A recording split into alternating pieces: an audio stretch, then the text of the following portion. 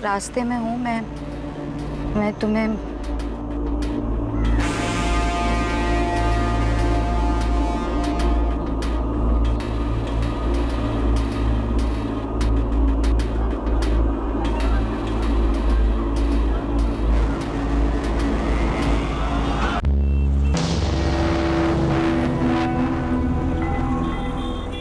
राधा, थोड़ी सी चाय मिल सकती है क्या? जी चाचा जी, बस 5 मिनट दीजिए।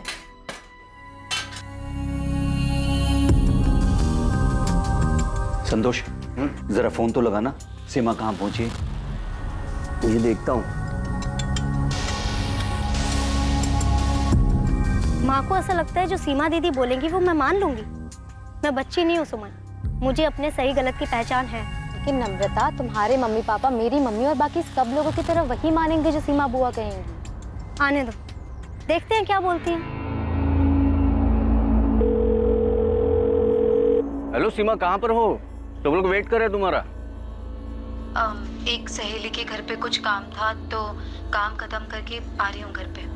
कहाँ पर हो तुम? रास्ते में हूँ मैं तुम्हें। हेलो हेलो सीमा, हेलो। चाचा जी, सीमा रास्ते में ही है, पहुंच रही है। नम्रता के सिर पर जो भूत सवार है ना, बस सीमा ही उसे उतार सकती है, देखना। लो वैशाली।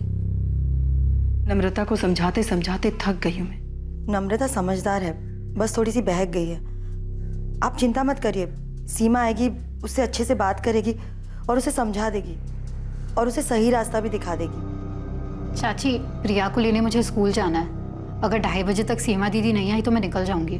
वैशाली, मैं ये कह रही थी कि तुम प्रिया को लेके ना स्कूल से सीधे यहीं आ जाना। वो क्या है कि तुम्हारी भी जरूरत पड़ेगी मुझे। कोशिश करूंगी चाची, सीमा दीदी समझा देगी नम्रता को। आप चिंता मत करो, नम्रता बात मान लेगी सीमा दीदी की। चर्चा में आने वाला मामला नम्रता अग्रवाल से संबंधित था और परिवार की ये मीटिंग 2 रात पहले ही तय हुई थी जब नम्रता के पिता शिव प्रसाद अग्रवाल ने सीमा साहू को कॉल किया। प्रणाम चाचा जी, कैसे हैं आप? मैं ठीक हूँ सीमा बेटा।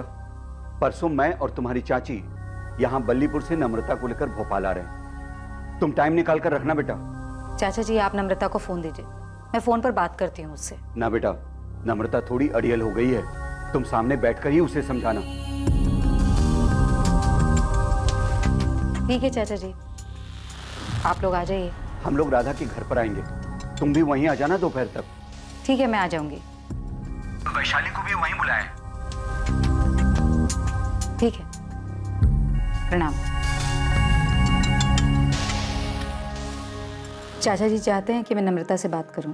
हाँ, तुम बात कर लो सीमा, लेकिन मेरे ख्याल से उनके फैमिली मैटर में ज्यादा दखल मत देना तुम। उनका फैमिली मैटर, फैमिली तो एक ही है ना यशवंत। अरे वो कजन है मेरी, चाचा जी की बेटी है। लेकिन दूसरों के मामले में सलाह देने की एक हद होती है। सलाह दखल अंदाजी ना बन जाए, उसका ख्याल रखना चाहिए। ठीक है, मैं बात करूंगी नम्रता से, वो मेरी बात जरूर सुनेगी।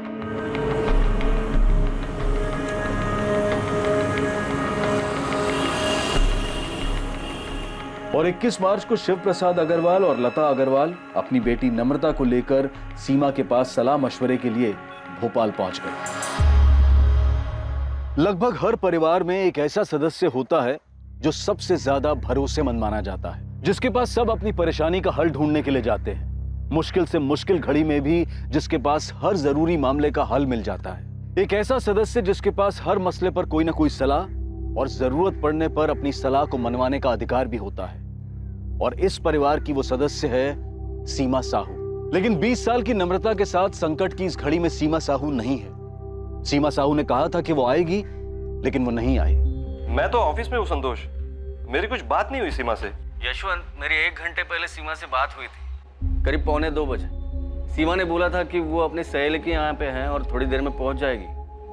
3:15 बज गए हैं, अभी तक आई नहीं वो। उसका फोन भी बंद आ रहा है। मैं देखता हूँ संतोष, लेकिन मुझे पता नहीं सीमा किस सहेली के घर क्यों जाने वाली थी। ठीक है।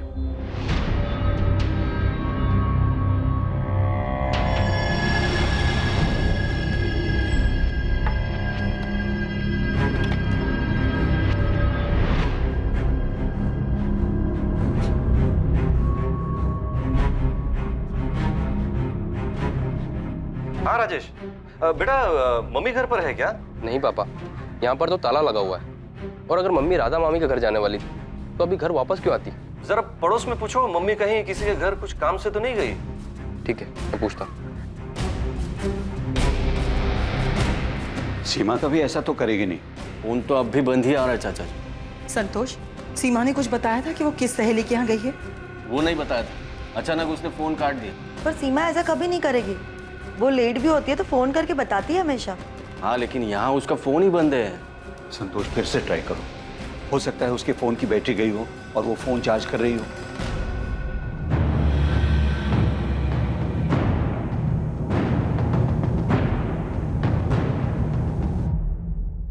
पांडे जी, हॉस्पिटल्स में चेक कराइए कि कहीं कोई एक्सीडेंट का केस वेस तो नहीं आया। सीमा साहू है ना नाम? जी, सीमा साहू, 39 साल। मैडम, मेरी वाइफ कभी ऐसा नहीं करती। वो कभी अपना फोन ऑफ नहीं रखती। मम्मी घर से 11 बजे निकली थी। मैंने पड़ोस में रहने वाली गायत्री आंटी से पता किया।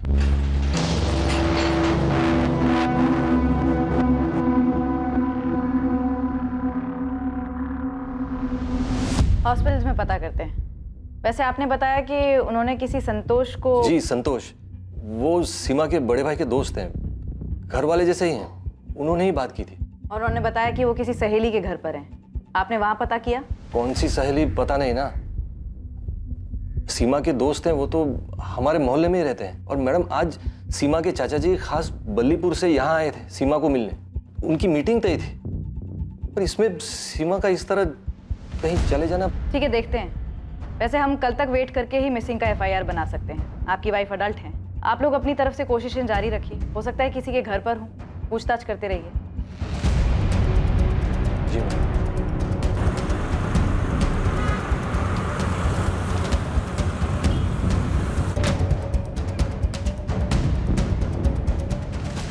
क्या कहा पुलिस ने?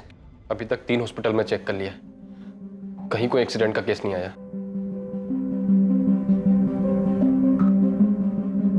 चाचा जी, मैंने बहुत जगह पूछा, कहीं कोई रिक्शा विक्शा के एक्सीडेंट की खबर नहीं है। तो कहाँ गई होगी सीमा?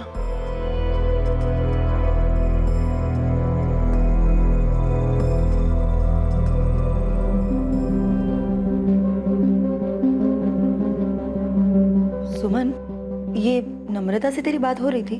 हाँ, बातें तो हो ही रही थी। लेकिन तुम ऐसे क्यों पूछ रही हो जैसे मुझे कुछ पता है कि सीमा बुआ कहाँ गई हैं? बेटा, मुझे लगता है नम्रता है ना, ये यहाँ अपने मन से नहीं आई थी सीमा से बात करने। चाचा चाची इसे जबरदस्ती लेकर आए हैं। अम्मा, तुम खुद नम्रता से क्यों नहीं पूछ लेती? उसे पता होगा कि सीमा बुआ यहाँ क्यों नहीं आई।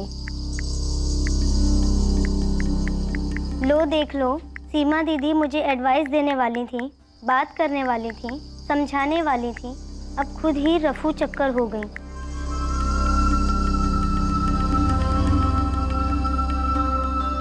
मैंने कहा था तुझसे नम्रता, जो होगा अच्छे के लिए ही होगा, टेंशन मत लेना।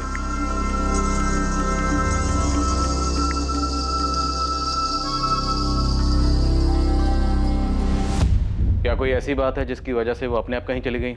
ये क्या बात कर रहे हैं सर? सीमा अपने आप क्यों जाएगी? हाँ सर, सीमा दीदी अपने आप क्यों जाएगी? उनका परिवार है, पति है, बेटा है, हम सब हैं। सीमा हमारे परिवार की मुखिया जैसी है, सब सलाह लेते हैं उससे। वैशाली, ये जो आपकी कजन है नम्रता, इसका क्या माजरा? उससे क्या बात करनी थी? सीमा को क्या समझाना था उसे? फैमिली मैटर था। तो फिर जाइए और जाकर अपना फैमिली मैटर सॉल्व करिए। जब तक आप हमें पूरी बात नहीं बताएंगे, हम उसे ढूंढेंगे कैसे? सर, नम्रता के गांव बल्लीपुर में एक लड़का है, हिमांशु कनौजिया। नम्रता उससे शादी करना चाहती है।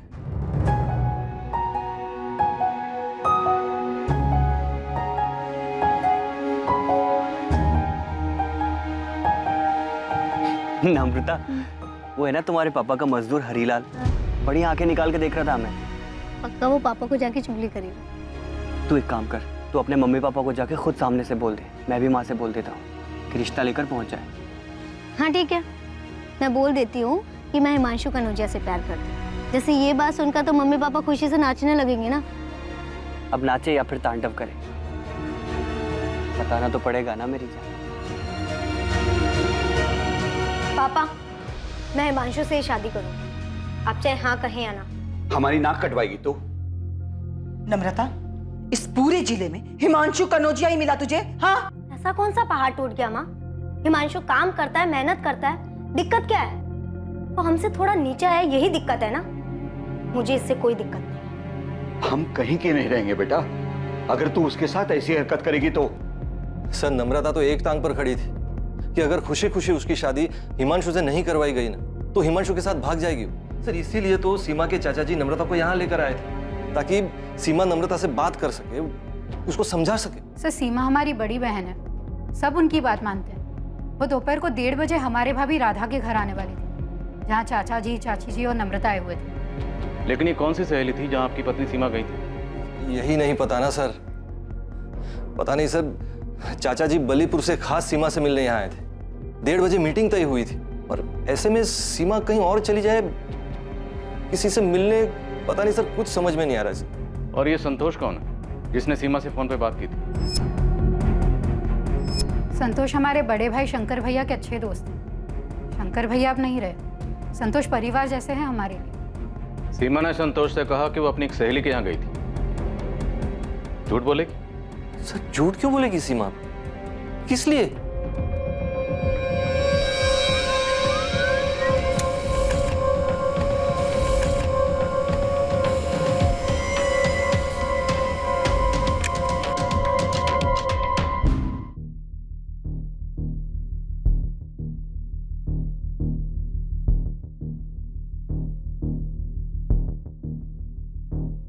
सारे हॉस्पिटल चेक किए, एक्सीडेंट तो नहीं हुआ है। नॉर्मल नहीं है साहब ऐसे गायब होना।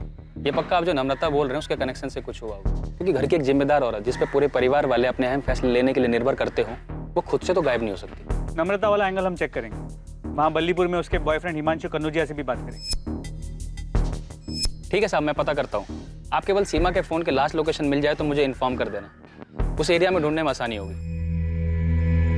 कमाल कर रही हैं आप विशाली दीदी, और चाचा जी को भोपाल बुलाकर यहाँ सीमा दीदी बल्लीपुर क्यों आएगी? और अगर हमारे घर यहाँ आना होता उन्हें तो क्या बता के नहीं आएगी?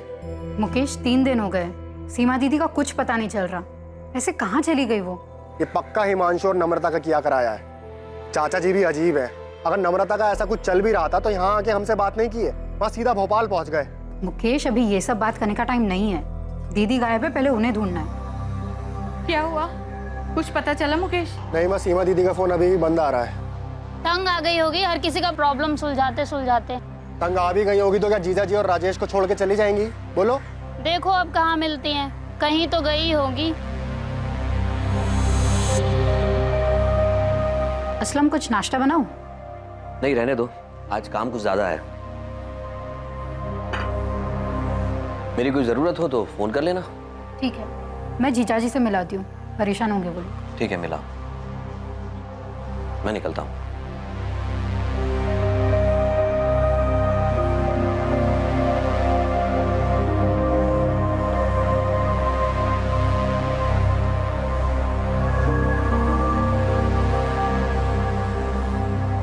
पापा, सीमा दीदी गायब होगी तो हिमांशु क्या कर सकता है?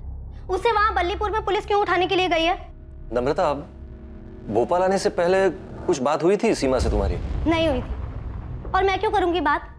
मुझे यहाँ पर जबरदस्ती बात करने के लिए बुलाया गया था, तो मैं उनसे सामने से क्यों करूंगी बात?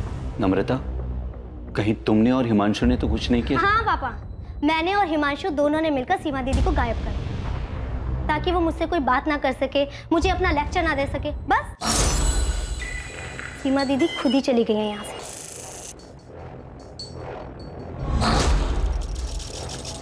सर, सीमा साहू का फोन 21 मार्च को हाथी चौक एरिया में स्विच ऑफ हुआ। टाइम 1:49 कितने बजे के करीब ही संतोष ठाकुर की सीमा से फोन पर बात हुई? हेलो सीमा, कहाँ पर हो? सब लोग वेट कर रहे हैं तुम्हारा। हाँ सर, संतोष से बात की मैंने, उसने बताया कि सीमा ने अचानक फोन काट दिया। उसने कहा था कि वो अपने किसी सहेली के यहाँ पे है। मैंने पूछा कितना टाइम लगेगा, तो सीमा बोल ही रही थी कि उसका फोन कट गया। आप खुद ही सुन लीजिए। हेलो सीमा, कहाँ पर हो? सब लोग वेट कर रहे हैं तुम्हारा। एक सहेली के घर पे कुछ काम था, तो काम खत्म करके आ रही हूँ घर पे। कहाँ पर हो तुम? रास्ते में हूँ मैं तुम्हें। हेलो हेलो सीमा, तुमने ये बातचीत रिकॉर्ड क्यों की? वो मेरा कॉल रिकॉर्डिंग हमेशा ऑन रहता है। संतोष से बातचीत के दौरान फोन कट हुआ और फिर स्विच ऑफ हुआ। लेकिन सर 21 मार्च को सिर्फ एक और ऐसा नंबर है जिससे सीमा के नंबर पर कॉल आया था। किसका नंबर है? असलम शेख का। हेलो, हाँ जी, वो सीमा दीदी हमारी पत्नी वैशाली की बड़ी बहन है। तुमने 21 मार्च की सुबह सीमा से बात की जिस दिन वो लापता हुई? जी बात की थी हमने। तुम्हें सीमा के कहीं जाने या गायब होने की जानकारी है? उस दिन सीमा दीदी एक ही बात को लेकर बहुत परेशान थी। उनकी चचेरी बहन है नम्रता, उससे बात करके उनको कुछ समझाना था। हमारी पत्नी वैशाली ने हमसे फोन करके कहा था हम बात कर लें दीदी से, इसीलिए हमारी बात हुई थी सुबह 8 बजे। और कॉल रिकॉर्ड्स के हिसाब से भी असलम का फोन 8 बजे का ही। इस सीमा साहू के बारे में और पता कर, पूरा परिवार से सलाह लेते, तो मतलब काफी समझदार और मैच्योर किस्म की लेडी, ऐसे तो कहीं नहीं जा सकती। कॉल रिकॉर्ड्स निकलाओ और देखो कि और किस किस से बात होती रही है। सीमा अपनी भाभी के घर जाने के लिए अपने घर से निकली थी। वो नम्रता और हिमांशु कनौजिया के रिश्ते के बारे में बात करने के लिए जा रही थी। पूरे 4 दिन बीत चुके थे, लेकिन सीमा अब तक नहीं पहुंची थी। क्या सीमा का गायब होना सीमा को नम्रता और हिमांशु के रिश्ते में कोई भूमिका निभाने से रोकने की एक सोची समझी साजिश थी? हाँ सर, भोपाल जाने से पहले मेरी और नम्रता की बात हुई थी कि कैसे सीमा दीदी को समझाए कि वो नम्रता को ज्यादा ज्ञान ना बांटे, उल्टा उसके मम्मी पापा को समझाए। हम कुछ गलत नहीं कर रहे थे सर, उससे शादी करनी है हमको। तो देखा कि सीमा साहू को समझाना मुश्किल होगा, इसीलिए तुमने और नम्रता ने गलत रास्ता अपनाया। सीमा दीदी कुछ ज्यादा ही दखल अंदाजी करती हैं सबके लाइफ में, बड़ा जज समझती हैं अपने आप को। तू वैशाली दी से बात कर ले। मैंने वैशाली दीदी से भी बात की थी। अब तो मुझे सपोर्ट करो वैशाली दीदी। क्या सब कुछ सीमा दीदी के हुक्म से ही चलेगा? नम्रता, मैं कुछ भी बोलूं पर तुम्हारे पापा सिर्फ सीमा दीदी की बात सुनेंगे। भोपाल आ रहे हैं सीमा दीदी से मिलने, तो बस समझ लो कि सीमा दीदी तुम्हें ही समझाने वाली कि तुम गलत कर रही हो। कोई कुछ भी कहे, शादी तो मैं हिमांशु से ही करने वाली हूँ, फिर चाहे वो सीमा दीदी हो या कोई और। बाहर में गई सीमा दीदी, चलो भाग चलते हैं। नम्रता, मैं माँ को अकेले से छोड़कर नहीं जा सकता। तुम एक बार सीमा दी से बात कर लो, क्या पता जज साहिबा हमारे पक्ष में ही फैसला सुना दे। ऐसा हो ही नहीं सकता। मैं जानती हूँ उनको अच्छे से, फैमिली में अपना पावर दिखाना अच्छा लगता है उनको। गलत तब होता सर जब मैं नम्रता को भगा कर ले जाता, लेकिन मैं ऐसा नहीं करता क्योंकि बाद में बल्लीपुर में तकलीफ मेरी माँ झेलती। मैं शादी करना चाहता था सर, लेकिन आप जिस तरह से सवाल कर रहे हैं ऐसा लगता है जैसे मैंने कुछ किया है। तो मैं इतना बेवकूफ़ नहीं हूँ सर कि सीमा दीदी के साथ कुछ करता। तो नम्रता ने खुद से कुछ किया है? सर, उनके पूरे परिवार में सीमा दीदी का ही हुक्म चलता है। सब अपने छोटे बड़े मसले लेकर उनकी चौखट पर पहुंच जाते हैं। सारे फैसले सीमा दीदी ही करती है। अब किसी को ठेस पहुंची होगी सर उनके फैसले से। सर, मेरी और नम्रता की शादी की बात निकले अभी 1 महीना भी नहीं हुआ है। आपको लगता है कि हमने उनका मर्डर? हमने तो मर्डर की बात भी नहीं। लेकिन सर, आप ही ने कहा है कि सीमा दीदी को कुछ किया, तो कोई क्या करेगा सर? अगवा करके कोई ऐसे ही रखेगा क्या? तो मर्डर हुआ है उसका? अरे सर, आप तो मुझे ही चक्कर में फंसा रहे सर। मैंने तो बस ऐसे ही कहा है। आज 4 दिन हो गए सर, कोई ऐसे ही थोड़ी चला जाता है। सीमा साहू का ऐसे अचानक गायब होना हर किसी की समझ से परे था। सीमा के चाचा शिव प्रसाद और चाची लता खुद को इस घटना के लिए जिम्मेदार मान रहे थे। कहीं सबके पीछे की वजह यह तो नहीं थी कि वो सीमा से अपनी बेटी के लिए सलाह मशवरा करना चाहते थे। परिवार के सभी लोग सीमा को अपनी शक्ति का स्रोत और सबसे विश्वसनीय मानते थे, लेकिन अब किसी को समझ में नहीं आ रहा था कि सीमा कहां चली गई और उसके साथ क्या हुआ।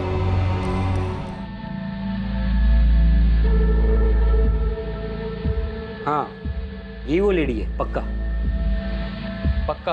दोस्त, कितनी बार बोलूं? हाँ पक्का। हमारे होटल में सीसीटीवी कैमरा भी। यही वो लेडी है जो 21 मार्च को आई थी।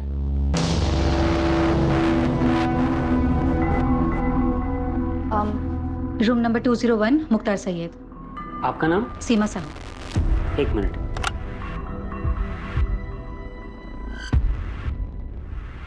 मुख्तार सैयद, ये कौन है? उस दिन सुबह ही चेक इन किए थे। बुजुर्ग आदमी थे। 21 मार्च को चेक इन किए थे और 22 मार्च की सुबह को चेकआउट कर दिए थे।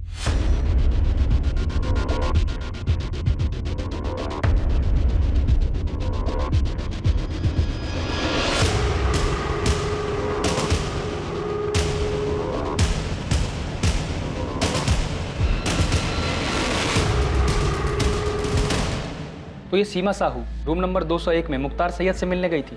हाँ, मैंने मुख्तार जी से बात की थी और फिर इस लेडी को उनके कमरे में भेजा था।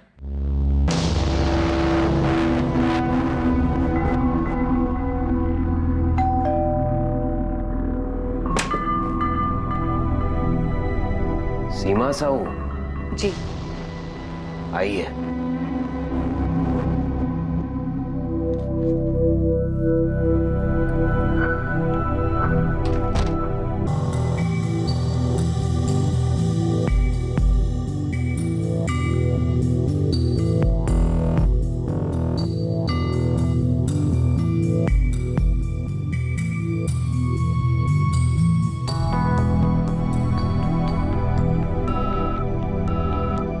ये रेड साइन होटल हाथी चौक पर है मैडम, जहां आपने कहा था कि सीमा साहू का फोन स्विच ऑफ हुआ है। लेकिन सीमा ये मुख्तार सैयद से मिलने क्यों गई थी? कौन है ये मुख्तार सैयद?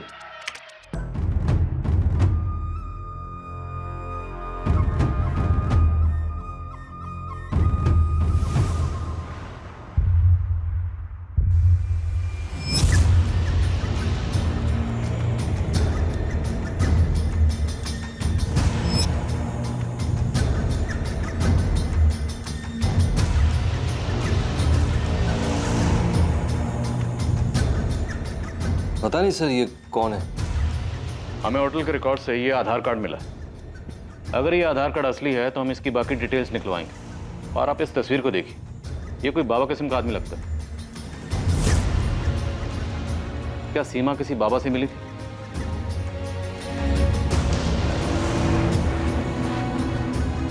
ये जो बुरी ताकतें हैं सीमा, हमें उन पर काबू पाना है। जो तुम्हारे मंसूबे पर बुरी नजर डाल रहे हैं, उन बुरी नजरों को हमें दूर करना है। हम सबको मिलकर इन बुरे प्रभावों पर वार करना है और इन नकारात्मक तत्वों को हमें मिटाना है।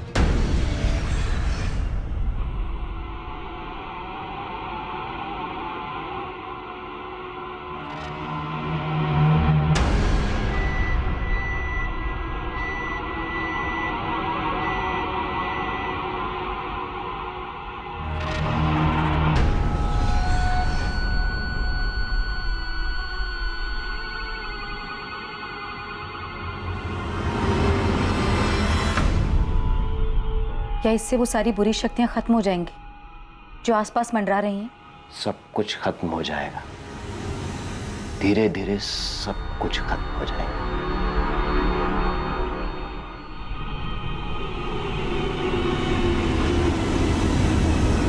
सर आप बाबा बाबा की बातें कर रहे हैं, लेकिन सीमा ने कभी इन बातों पर विश्वास नहीं किया। सर ये मुख्तार सैयद है कौन? राजेश, सब कुछ तुम्हारे सामने है। तुम्हारी माँ कहाँ गई थी, किससे मिलने गई थी? सर जो आप आदमी दिखा रहे थे मुख्तार सैयद, सर ये तो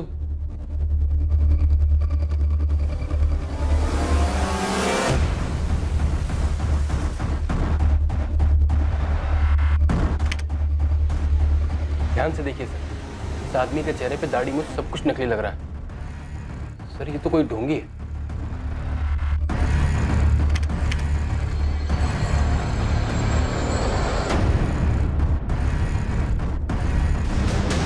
सही कह रहे हो राजेश, इसकी दाढ़ी मूंछ नकली लग रही है। पर इस तरह के आदमी से मिलने के लिए तुम्हारी माँ क्यों गई होगी?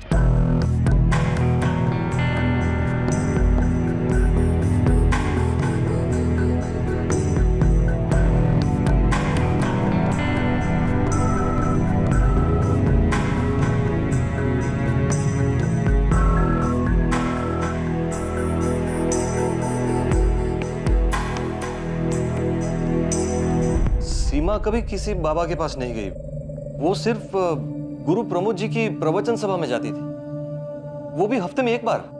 मनुष्य को सब कुछ समय पर ही छोड़ देना चाहिए। समय आने पर सभी काम अपने आप होने लगते हैं। प्रकृति का चक्र भी समय के अनुसार ही चलता है। वैशाली, तुम्हारी बहन मुख्तार सैयद से क्यों मिली होगी? मुझे नहीं पता। मैं तो ये भी नहीं जानती कि ये कौन है और दीदी उस दिन वहां क्यों गई, जबकि उस दिन दीदी को नम्रता के मुद्दे को सुलझाना था। तुम्हें किसी पे शक?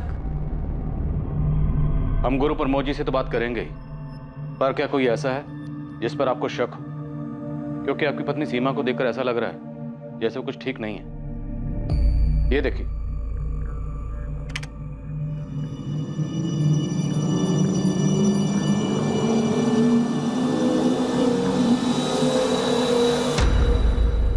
सीमा जिस तरह से चल रही है ऐसा लग रहा है जैसे ये नशे में।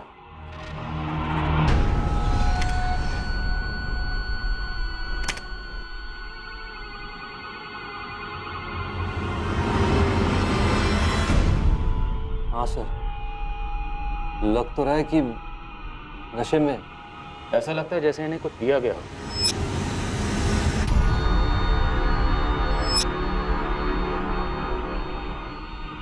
हाँ, ऐसा लग रहा है कि सीमा दीदी को किसी ने कोई नशीली चीज़ खिलाई पिलाई होगी। ऐसा ही लग रहा है। हमने उसकी आवाज़ भी सुनी। संतोष ने उसके साथ हुए कॉल को रिकॉर्ड कर लिया था। एक सहेली के घर पे कुछ काम था तो काम खत्म करके आ रही हूँ घर पे। कहाँ पर हो तुम? रास्ते में हूँ मैं तुम्हें। हेलो हेलो सीमा।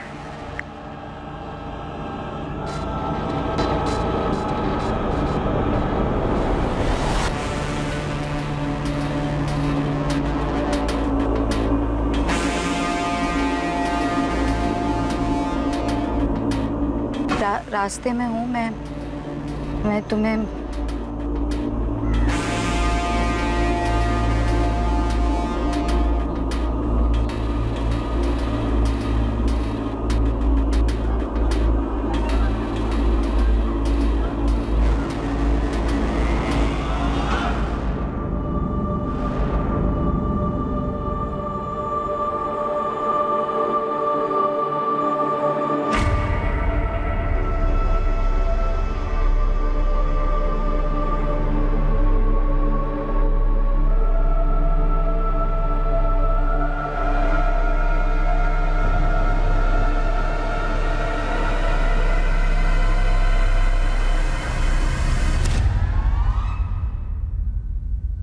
जीजा जी, ये संतोष ने कुछ किया है। संतोष ठाकुर? हाँ, उसने दीदी के साथ फोन पर की गई बात की रिकॉर्डिंग क्यों किया होगा उसने ऐसा? और ये सब कुछ मुकेश मामा ने किया है। उन्हीं का हाथ है इसमें। तुम्हारे मुकेश मामा जो बल्लीपुर में रहते हैं? हाँ। लालू तो इतनी ज्यादा छुट्टी लेगा, एक काम कर, तो हमेशा के लिए छुट्टी ले ले। मामा और मामी दोनों ने मिलकर किया है ये। लेकिन राजेश, तुम्हारी माँ मुख्तार सैयद से मिलने खुद गई हैं। जरूर मामा और मामी ने मिलकर कोई तिगड़म बैठाया है। मामा बहुत गुस्सा है मम्मी पे। जब खेत की सारी देखभाल मैं करता हूँ, अनाज की सारी बिक्री और सब कुछ मैं ही देखता हूँ, और उसमें से जो भी पैसा आता है तो इतना सारा पैसा मैं हर महीने राधा भाभी को क्यों दूं? मुकेश, क्योंकि वो अकेली हैं। उनके स्वर्गवासी पति शंकर भैया तुम्हारे, मेरे और वैशाली, हम तीनों के बड़े भाई थे। अरे इतनी समझ तो होनी चाहिए तुम में। अच्छा, तो मतलब मेहनत मुकेश करे और खाए सब। अच्छा, मुझे अच्छी तरह पता था मुकेश की जुबान के पीछे ना शब्द तुम्हारे ठूसे हुए हैं। तो मतलब हम वहाँ गांव में बैठकर चक्की पीसते रहे और यहाँ शहर में सब मलाई खाएं। सीमा दीदी, क्यों ना मुकेश को ज्यादा हिस्सा। तुम बीच में मत बोलो। अरे घर हमारे पापा का है, खेत हमारे पापा का है, और मुकेश इस समय जो बात कर रहा है ना, घर और खेत बेचने वाली। तो क्या हमारा हक नहीं बनता गाँव छोड़कर शहर आकर एक बेहतर जिंदगी जीने की? बेशक शहर आओ, लेकिन खेत और घर बेच कर नहीं। मतलब हम अपनी जिंदगी गांव में बैठ के पिसवाएं और आप लोग यहाँ मजे से ठाट से रहो। जो भी हम खेत में मजदूरी करते हैं उसका हिस्सा सबको मिले, लेकिन एक फैसला नहीं कर सकते घर और खेत बेचने का। अरे मुकेश, खेत और घर में शंकर भैया तुम्हारा, मेरा और वैशाली का, हम सबका बराबर का हिस्सा है। हमारी शादी से पहले सब काम मुकेश ही संभालता आ रहा था और शादी के बाद हम दोनों मिलकर संभाल रहे हैं। हाँ, तो अब नहीं संभाला जा रहा है ना, तो छोड़ दो। वहां हम किसी और को लगा देंगे, माँ को अपने पास बुला लेंगे। तुम और मुकेश निकल जाओ इन सबके बीच से। सीमा, गुस्से पर काबू रखो। यशवंत, मुझे पता है मैं क्या कर रही हूँ और क्या बोल रही हूँ। अरे मुकेश को ये सारी चाबी चढ़ाने वाली ना, ये चंचल है।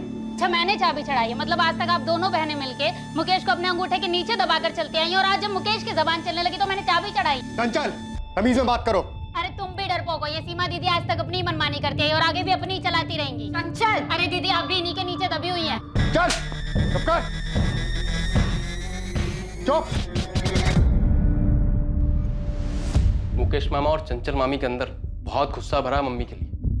तो तुम्हें लगता है मुख्तार सैयद उनका भेजा हुआ कोई बंदा हो सकता है? संतोष? हाँ, हमें भी डाउट तो हुआ था कि संतोष ने कॉल रिकॉर्ड क्यों किया।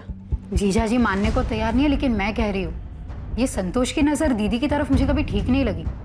मुझे भी अजीब लग रहा है कि उसने आके दीदी का कॉल रिकॉर्ड क्यों किया। क्या हुआ था सीमा साहू के साथ? किसी को भी नहीं पता था कि सीमा मुख्तार सैयद से मिलने क्यों गई थी, और ना ही किसी को यह अंदाजा था कि वो ऐसा क्यों करेगी। हालांकि सीमा के बेटे राजेश को अपने मामा मुकेश और मामी चंचल पर शक था, और सीमा की बहन वैशाली सीमा के दोस्त संतोष ठाकुर को कटघरे में खड़ा कर रही थी। लेकिन मुख्तार सैयद का खुलासा सबके लिए चौंका देने वाला था। एड्रेस तो यही है सर, लेकिन मैं यहाँ 15 सालों से रहता हूँ। इदरीस खान नाम है मेरा। और सर मैंने आज तक किसी मुख्तार सैयद नाम के आदमी को यहाँ हुसैन नगर में न देखा है न सुना है।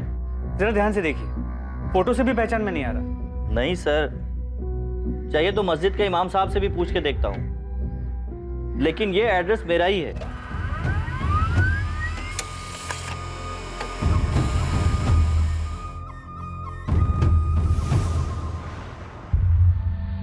सर ये आधार कार्ड फर्जी है। ये आधार कार्ड नंबर किसी और के नाम पे रजिस्टर्ड है। इसका किसी भी मुख्तार सैयद नाम के आदमी के साथ दूर दूर तक कोई भी रिश्ता नहीं। सिम कार्ड 19 मार्च को खरीदा गया, लेकिन ना ही उससे कॉल कोई किया गया और ना ही कोई कॉल आया उस पर। यही वो नंबर है जिसके डॉक्यूमेंटेशन के लिए आधार कार्ड इस्तेमाल हुआ? जी सर, लेकिन फर्जी है। पर ऐसे किसी भी फर्जी मुख्तार सैयद से मिलने के लिए सीमा साहब क्यों जाएगी? सर कोई तो वजह होगी। सीसीटीवी कैमरा में साफ दिख रहा है कि सीमा वहाँ मुख्तार से मिलने गई थी। अब वो खुद से गई थी या किसी के इशारे पे गई थी, पर वो वहाँ गई थी, तो कोई तो वजह होगी। ये आप बार बार क्यों पूछ रहे हो कि मैंने सीमा का कॉल रिकॉर्ड क्यों किया? क्योंकि सीमा के फोन पर आखिरी कॉल तुमने किया था 21 मार्च 1:45 और ये महज इत्तेफाक नहीं है कि सीमा गायब है, वो नशे में लग रही है और तुमने कॉल रिकॉर्ड किया। क्यों? सर मेरे फोन में कॉल रिकॉर्डर हमेशा ऑन रहता है सर। इससे पहले सब लोगों के कॉल रिकॉर्ड हुए हैं सर। मैं आपको दिखाता हूँ। तुम ये बताओ कि तुम्हारा रिकॉर्डर ऑन क्यों रहता है? सर मेरा प्रॉपर्टी डीलिंग का बिजनेस है। कभी कभी फोन पर कोई धमकी देता है, इसलिए अपने सेफ्टी के लिए मैं रिकॉर्ड कर लेता हूँ। और सर मैं सीमा के बड़े भाई का जिगरी दोस्त रहा हूँ। उसके फैमिली के साथ मेरा अपने फैमिली जैसा रिश्ता है। और सीमा, उसके साथ तुम्हारा कैसा रिश्ता है? अब आप ये वाहियात इल्जाम मुझे पर लगाएंगे? ये आप लोग संतोष जी से ऐसे भद्दे सवाल कैसे पूछ सकते हैं और उन पे इल्जाम कैसे लगा सकते हैं? क्योंकि सीमा गायब हुई है, तुम्हारे स्वर्गवासी पति की छोटी बहन। तो सीमा के गायब होने में संतोष जी का कैसे हाथ हो सकता है? तो फिर किसका हो सकता है, आप ही बता दीजिए। मुझे क्या पता, हो सकता है नम्रता जिससे शादी करना चाहती है उस लड़के का हाथ हो। वैसे भी नम्रता बहुत चिड़ी हुई थी और उसने मेरी बेटी सुमन को भी बताया। क्या बताया था? मैं तो कहती हूँ अच्छा है सीमा दीदी कहीं बिजी हो जाए और यहाँ पर आए ही ना। इससे तुम्हारी प्रॉब्लम सॉल्व हो जाएगी। अरे बात करो ना उनसे। नहीं करनी मुझे उनसे बात। क्यों हर फैसला सब लोग उनसे पूछ कर लेते हैं? अब मैं 20 साल की हो गई हूँ, मैं अपने सही गलत के फैसले खुद ले सकती हूँ। नम्रता ऐसा कह रही थी, पर अम्मा क्या नम्रता उस हिमांशु के साथ मिलकर ऐसा कुछ करेगी कि बुआ?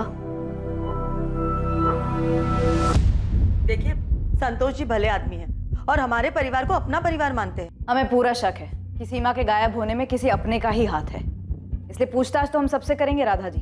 और अब तो FIR भी बन चुका है। संतोष जी भले आदमी हैं और हमारे परिवार को अपना परिवार मानते हैं। हमें पूरा शक है कि सीमा के गायब होने में किसी अपने का ही हाथ है, इसलिए पूछताछ तो हम सबसे करेंगे राधा जी। और अब तो FIR भी बन चुका है।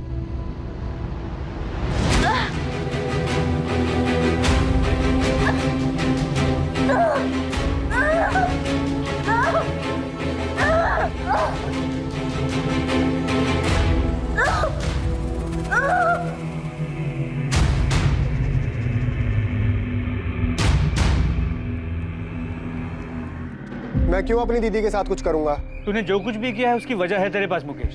अरे आप लोग क्या बात कर रहे हैं? मुकेश तो अपनी दीदी के सामने भीगी बिल्ली बनकर रहता है। और तुम सबसे आंख मिला के बात करती हो। हाँ करती हूँ, और आपसे भी करूंगी अगर आप लोग हम पर गलत आरोप लगाएंगे तो। पर मेरी बेटी कहाँ है? कहाँ चली गई वो? माँ जी पिछले 7 दिनों से हम भी उसे ढूंढने की कोशिश कर रहे हैं, लेकिन अब तक हम उसे ढूंढ नहीं पाए। और इसी सिलसिले में मुकेश और चंचल को पूछताछ के लिए ले जा रहे हैं। लेकिन सर 21 मार्च को मैं यहीं गाँव में था। और आपके पास सबूत क्या है कि मुकेश ने यहाँ गाँव में बैठकर कुछ कराया हो? सबूत तो फिलहाल हमारे पास तुम्हारे खिलाफ भी नहीं है, इसीलिए पूछताछ बोल रहा हूँ। अगर सबूत होता तो इतने प्यार से बात नहीं करता। आपको पक्का हमारा नाम यशवंत जीजा जी ने दिया होगा। दिया जिसने भी हो, वजह तुम्हारे पास थी मुकेश। वजह किसके पास नहीं है सर? सभी तो सीमा दीदी के थाक से थक चुके थे, खुद यशवंत जीजा जी भी। ये नहीं बताया उन्होंने? सीमा साहू की थाक से? तुम्हारी ये बड़ी बहन के कोई गैंग लीडर थी? गैंग लीडर का तो पता नहीं सर, लेकिन हम सब भाई बहन, उनका पति, उनका बेटा राजेश, सब पर उनकी धाक थी। घर में सबसे बड़ी थी वो, इसलिए पापा जी ने सारी कमान उनके हाथ में दे दी। सब पर राज चलाती थी वो। ये क्यों नहीं बताया यशवंत जीजा जी ने आपको? सीमा, कभी कभी तुम्हारा दूसरों की जिंदगी पर हावी होना दखल अंदाजी की हद तक चला जाता है। यशवंत, अगर मैं फैसले लेना बंद कर देती ना, तो सबकी जिंदगी बिखर गई होती अब तक। ये तुम्हारी गलतफहमी है सीमा। दूसरों के बारे में फिक्र करना अच्छी बात है। लोग जब तुम्हारे पास सलाह मशवरा करने आते हैं वो अलग बात है, लेकिन जब तुम दूसरों की जिंदगी में सही गलत के फैसले लेने बैठ जाती हो ना, वो गलत है। यशवंत, जो इंसान फैसला लेता है ना, उसे सही गलत का पता नहीं होता। वो बस एक फैसला लेता है और उस एक फैसले को सही बनाने की कोशिश करता है, उसे सही दिशा देता है। मैं भी बस वही कर रही हूं। सीमा, हर एक का नजरिया तुम्हारे जैसा नहीं होता। तुम्हारा फैसला किसी के लिए गलत भी हो सकता है, और अगर कभी किसी को तुम्हारा फैसला ज्यादा गलत लग गया ना, तो वो कुछ बहुत गलत कर सकता है। और सिर्फ जीजा जी ही क्यों, उनका बेटा राजेश, वो भी चिढ़ता है अपनी माँ से। मम्मी, मैं 18 साल का हो चुका हूँ। मेरे फोन में और मेरा बैग में ताक झाक करना बंद करो। मुझसे इस तरह से बात करने की हिम्मत कैसे हुई तेरी? तो क्या करूं मम्मी? मैं दूसरों की तरह तुम्हें अपनी जिंदगी के फैसले नहीं लेने दे सकता। सॉरी, ये मेरी जिंदगी और इसे मैं अपने हिसाब से जीना चाहता हूं। प्लीज मुझे जीने दो। वैशाली, अब तू मुकेश की तरफदारी करना बंद कर और अपना घर संभाल, ठीक है? तुम समझती क्या हो अपने आप को दीदी? किसी भी बात पे मुझे ही ताना मारोगी? वैशाली, तुम्हें सही गलत की परख नहीं है। हाँ हाँ, भगवान ने हमारे हिस्से की भी सही गलत की समझ तुम्हें ही दी है। तुम जीजा जी को तो कुछ बोलने देती हो नहीं, और यहाँ मुझे लेक्चर देती हो कि मैं अपना घर संभालूं। सीमा, मुझे चेक मिला, लेकिन हर महीने तुम जितना भेजती हो उससे ज्यादा है इस बार। हाँ भाभी। अच्छा, सुमन को जो एक्स्ट्रा क्लासेस ज्वाइन करनी थी ना उसके कोर्स के लिए, उसे ज्वाइन करने दीजिए। हमारी सुमन पढ़ाई में बहुत अच्छी है भाभी, और शंकर भैया भी तो चाहते थे ना उसे खूब पढ़ाना। सीमा, कितना ख्याल रखती हो तुम हमारा। हमारी हर छोटी से छोटी बात तुम्हें याद है। और सिर्फ मैं नहीं, आप भी हर छोटी से छोटी चीजों का ध्यान रखती हैं, और सिर्फ मेरी नहीं, पूरे परिवार की। फिर मेरा भी तो इतना फर्ज बनता है ना। इतना प्यार दिया ना तुमने कि मुझे कभी उनकी कमी का। भाभी, आप हमारे ही परिवार का हिस्सा हैं। और सर लिख के ले लो, सिर्फ राधा भाभी हैं जो सीमा दीदी के गुणगान गाएंगी, क्योंकि जब उन्हें पैसे मिलते हैं तो वो आंख भी मूंद लेती है। किससे आंख मूंद लेती है राधा? वही जो चल रहा है सीमा दीदी और संतोष भैया के बीच।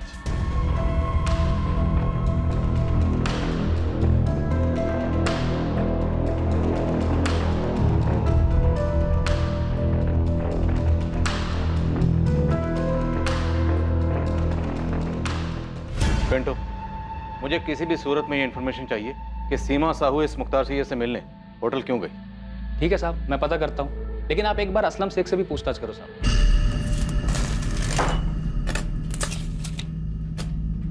हे हाशिम, इधर आ। ये दरवाजे का माप था ना तेरे पास बराबर, ये 4 इंच छोटा कैसे हो गया? असलम भाई, पहले माप देखो आप।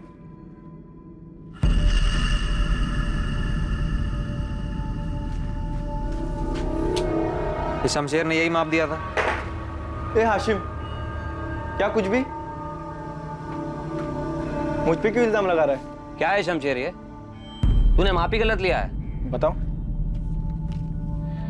तो इस असलम शेख का नाम कहीं इसलिए तो नहीं ले रहा क्योंकि असलम शेख भी मुसलमान है और ये मुख्तार सैयद भी? नहीं साहब, क्या आप भी धर्म की बात को बीच में लेके आ रहे हो? मैंने असलम शेख का नाम इसलिए लिया है क्योंकि वैशाली उसकी दूसरी बीवी है, एक चिढ़ खाई हुई पहली बीवी है, फौजिया। ए हाशिम, क्या कुछ भी? मुझ पे क्यों इल्जाम लगा रहा है? क्या है शमशेर ये? तूने माप ही गलत लिया है। बताओ। तो इस असलम शेख का नाम कहीं इसलिए तो नहीं ले रहा क्योंकि असलम शेख भी मुसलमान है और ये मुख्तार सैयद भी? नहीं साहब, क्या आप भी धर्म की बात को बीच में लेके आ रहे हो? मैंने असलम शेख का नाम इसलिए लिया है क्योंकि वैशाली उसकी दूसरी बीवी है, एक चिढ़ खाई हुई पहली बीवी है, फौजिया। अगर खाने की चीज को दोबारा ऐसे फेंका ना मैं 2 थप्पड़ लगाऊंगी। अब जाओ, खुद साफ करो, उठाकर प्लेट में रखो और खाओ। पापा भी तो ऐसी प्लेट फेंकते हैं। पापा जैसे बनोगे तुम? पापा जैसे बनोगे तुम? हाँ? तुम भी तो उनके जैसे मुझे मारती हो। वो तुम्हें मारते हैं और तुम मुझे मारती हो। साहब, इस फैमिली में बहुत कुछ प्लास्टिक पेंट चढ़ा हुआ है। ये फौजिया नफरत करती थी वैशाली से और उससे भी ज्यादा सीमा साहू से, क्योंकि सीमा ने ही वैशाली और असलम शेख की शादी के लिए मंजूरी दी। फौजिया के पति को घर से छीन के लेके आ गई थी। सर, 5 कांस्टेबल्स को हाथी चौक से लेकर राधा के घर और सीमा के घर तक 10 बार दौड़ा चुकी। इन दोनों इलाकों में किसी ने भी 21 मार्च के दिन सीमा को घर वापस आते या कहीं और देखे जाने की कोई जानकारी ही नहीं है। आज पूरे 7 दिन हो, वो इतने दिनों तक सीमा को छुपा के रखेगा? साहब, ये लेडी परिवार के अंदर ही सबके रास्ते में आ रही थी। मुझे तो ऐसा लग रहा है किसी ने इसको रास्ते से हटाया।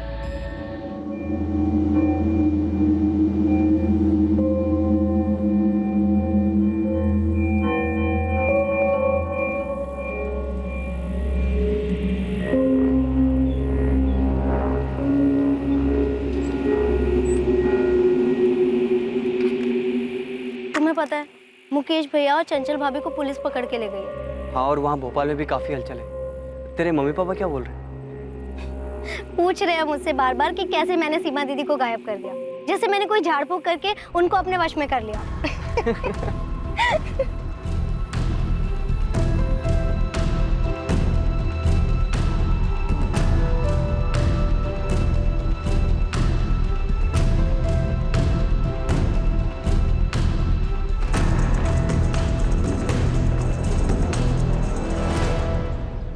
ईशा, हम दोनों को कोई भी अलग नहीं कर सकता, कोई भी नहीं। राजेश, मैं तुमसे एक सीधी सी बात पूछना चाहती हूँ। अब हाँ, पूछो ना। तुमने अपनी माँ के साथ क्या किया?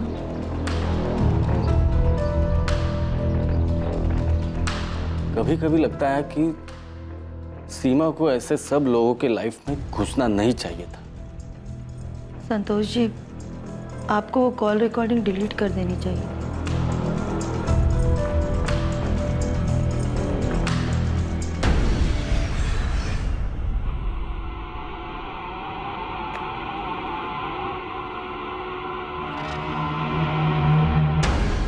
ये तुम्हारी हर परेशानी को खत्म कर देगा सीमा। ये हर बुरे साये को मिटा देगा।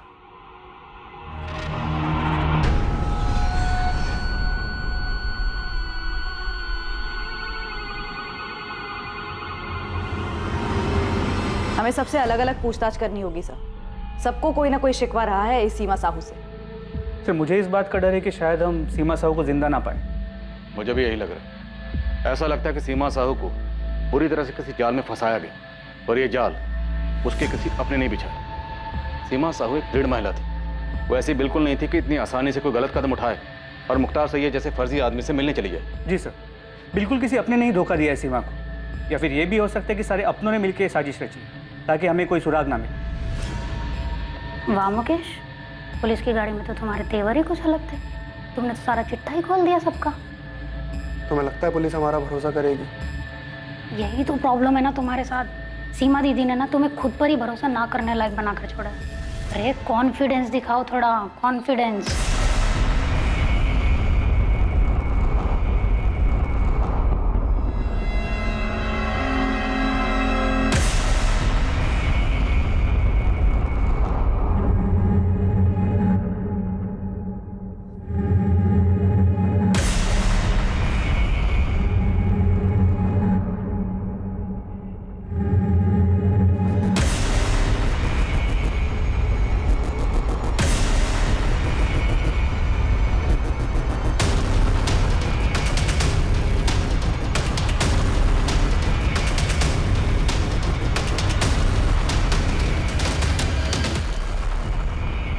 जब परिवार में सब लोग एक दूसरे से खुश होते हैं तो उसे एक आदर्श परिवार माना जाता है।